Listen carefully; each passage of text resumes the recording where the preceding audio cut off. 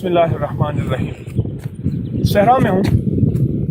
आज 20 दिसंबर है का दिन है। अब कुछ थोड़ी सी धूप निकली है, सर्दी अपने उरूज और जोबन में है। मेरे सामने ये सारी गिद्धें बैठी हैं, ऊपर गिद्धें उड़ रही हैं। कितना खूबसूरत जानवर है, आप जरा इसका हुस्न जमाल देखें, कितना खूबसूरत है जानवर। जी चाहता है बता इसको पकड़ के घर पिंजरे में बंद करे, उसको देखते ही रहे। लेकिन ये हलाल खोर नहीं है, हराम खोर है। हलाल की जिंदगी इसके साथ वाबस्ता नहीं। ये यहाँ के मुर्दा जानवर जो मर जाते हैं, वो कुत्ते हैं, वो बिल्ले हैं, वो जानवर हैं, वो गाय हैं, मुर्गियाँ हैं, ये उन मुर्दा जानवरों को खाता है। ये देखें, इसकी उड़ान देखें, उड़ान में इसका हुस्न देखें। लेकिन ये मुर्दा जानवरों को नहीं खाता और ये हराम हलाल नहीं।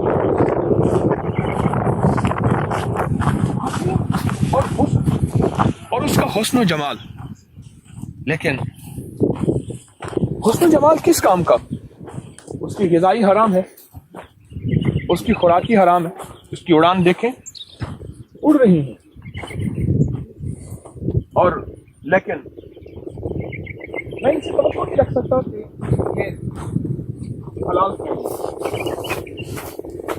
इंसान के ज़ाहिरी हुस्न जमाल को ना देखें, उसके दिल की तबीयतों को, उसके अंदर के मन को, उसकी सोचों को, उसको जज्बों को, उसके हलाल हराम को, उसके जायज़ नाजायज़ को, उसके मशकूकात को देखें।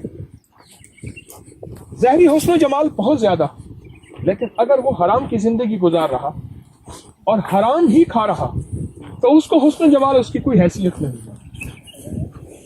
उसकी उड़ान कितनी खूबसूरत शाहीन की तरह है और इसकी शक्ल बिल्कुल शाहीन की तरह है, लेकिन ये शाहीन नहीं है,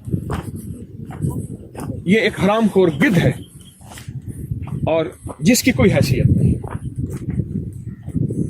ईमान की जिंदगी, अमाल की जिंदगी, तकवे की जिंदगी, तहारत की जिंदगी, ये हमें हलाल की तरफ माइल करती है, हमें हराम की तरफ रोकती है।